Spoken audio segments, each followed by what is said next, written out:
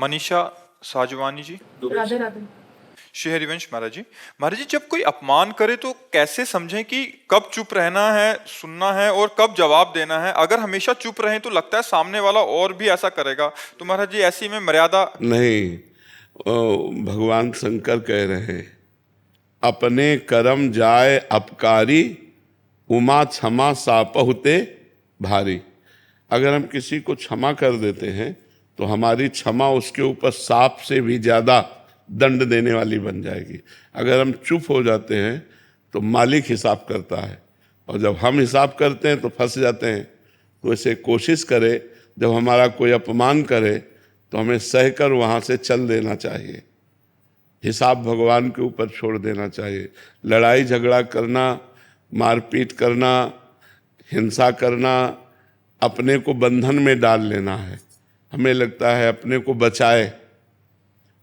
एक लंबे दुख भोगने से अच्छा थोड़ा कष्ट सह ले।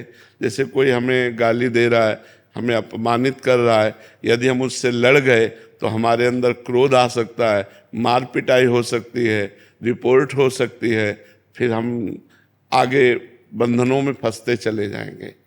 और अगर हम वो गाली दिया और हम चुप हुए, सुन के चल दिए, तो उसको गाली देने वाले को ऐसा दंड मिलेगा समय पर कि दोबारा किसी को गाली नहीं देगा।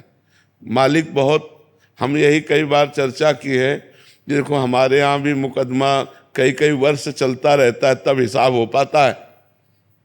जैसे कोई केस हुआ तो तुरंत थोड़ी होता है, बहुत कहो 4 वर्ष लग जाए उस केस के सुलझने में, कहो 10 वर्ष लग जाए। तो ये तो एक देश की बात है और अनंत ब्रह्मांडों का हिसाब है। तो हमारे प्रभु के यहाँ कहते हैं कि देर है पर अंधेर नहीं। कहते ना, थोड़ा देर तो लगेगी कि आपको वो गाली दिया तुरंत उसको चोट नहीं लगेगी, पर समय आने पर ऐसी चोट लगेगी कि जिंदगी में गाली देना भूल जाएगा। अपने को सहना चाहिए। ज़्यादा विरोध और लड़ाई झगड़ा और हिंसा आदि करने से हम खुद बंधन में पड़ सकते हैं। तो हमारी सलाह तो यही है कि अगर कोई गाली दे तो चुप हो जाए, कोई अपमान करे तो सह ले, अपना कर्म मान करके कि कोई हमारा बिगड़ा हुआ कर्म होगा। अब हम तो साधु वेश में हैं तो यही समझाएंगे।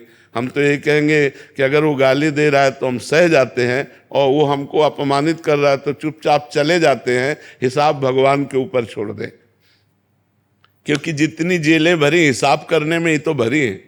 कहीं हम गलत कर बैठे, कहीं हम हिंसा कर बैठे तो कानून का अपराध हमारा बन जाएगा, कानून के विरुद्ध हमारे आचरण बन जाएंगे, तो हम भी अपराधी माने जाएंगे। तो इसलिए हम मारे पीटे नहीं, हिंसा ना करें, क्रोध ना करें, सह जाएं, भगवान से प्रार्थना करें कि हे भगवान उसकी भी बुद्धि शुद्ध कर दो।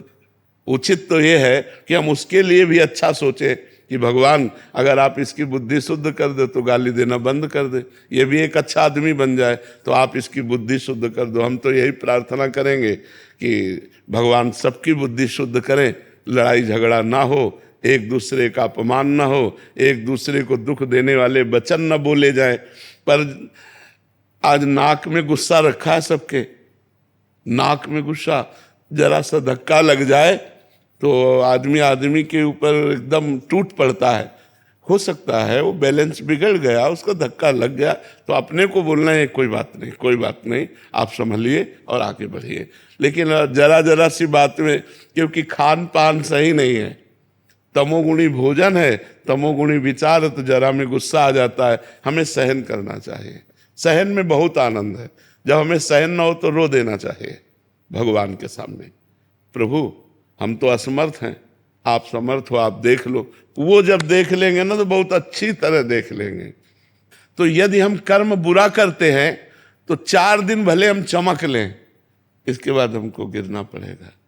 तो बुरा कर्म का बुरा फल भोगना पड़ेगा, अच्छे कर्म का अच्छा फल। तो वो तुम्हारे साथ बुरा कर रहा है, तुम उसके साथ अच्छा करो तो तुम्हें अच्छा सुख मिलेगा, और वो परिणाम में दुख भोगेगा। ये सिद्धांत है। और लड़ाई झगड़ा करोगे तो जैसे वो अपराधी वैसे आप अपराध कर रहे, तो फिर उसको दंड भगवान क्यों देंगे? फिर तो आप भी अपराधी कर, उसने गाली दिया आपने गाली दे दिया, उसने विरोध किया आपने विरोध किया। उचित बात है हम विरोध न करें, हम गाली न दें, हम सह जाएं।